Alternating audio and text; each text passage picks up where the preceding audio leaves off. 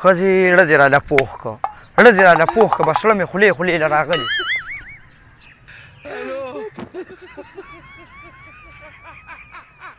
توبه خدایه څنګه لکه د سیخ را روانه ده ټیټه سټیمنا کې را روانه ده چې زه کور ته لاړ شم کله وایي خپه مې خوږېږي کله وایي په ملا مې درد دی کله وایي سر مې مات شو چې مونږ ته شي او زمونږ د راتلو ټیم شي نو بس سر به وتړي او دا وګوره څنګه ټیټه را روانه ده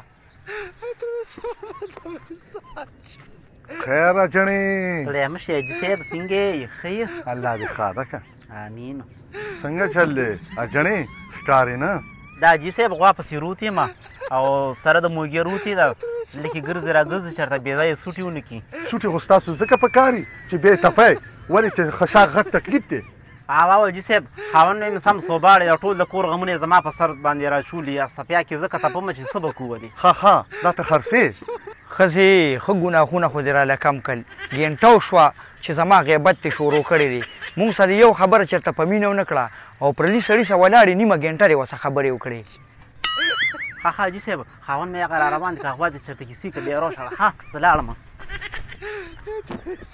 ګورې چې زه ولیدم څنګه منډې وویله او یو بل ته حاجي صاحب وه جڼه ورته کوې تاسو کله اجلت دي تاسو خو کوزه ډم نه ده لیدلې ورګه مړه زه به هم تاسو ته عقل وښیم نشي تښتېدې رانه په یو قانون هم ښه نارې کور ته درلم په خیره دی لکه په خیره دی څه کې لکه دې پټو کې ګرځې را ګرځې دا زنانه روتې به او نو هغې ته مې لږ نصیحت کوو چې پټو کې څه کې کور ته ده الله پاک پرې بې حسابه بې کتابه جنت ته بوځي ځکه چې ته دې خلکو ته ډېر ښه نصیحت کوې ښه زه خدای دې خوشحاله کړه مهرباني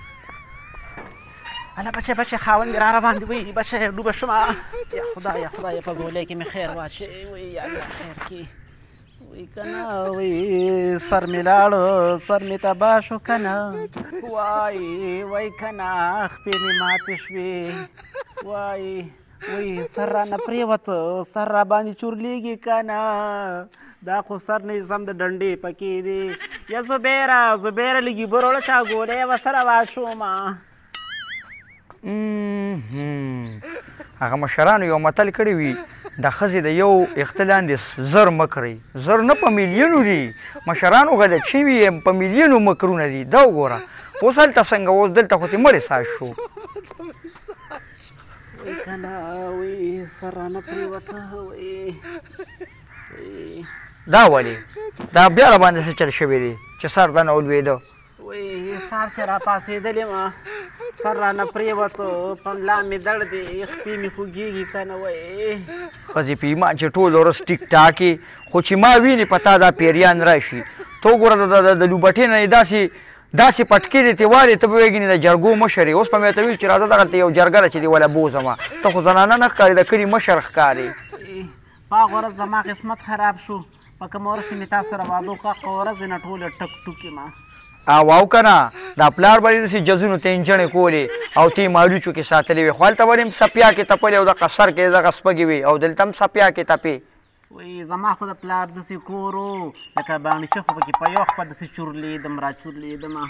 او د پلار کور دې ما ته معلوم و یوه کوټه وه دیوالونه هم تینوته و همداسې به پراته وې خاونده دا زما واده خو د سکول د لاسه لیټ شو سکول مې ویلې خو دا تا ولې لیټ وکړو زما واده ځکه لیټ شو چې ما به صدقه ډېره ورکوله ښه د صدقې واده سره څه تعلق دی د خدای نیکبختي صدقه هره یوه بلا ختموي او په دغه کال کې زه مصروفه شوم صدقه مې ورنه کړه نو ځکه مې واده وکړ ملګرو که دا ویډیو هم خوښه شوي نو دا مخکې شیر کړئ او یو لایک هم ورکړئ د مخې م رڼا شه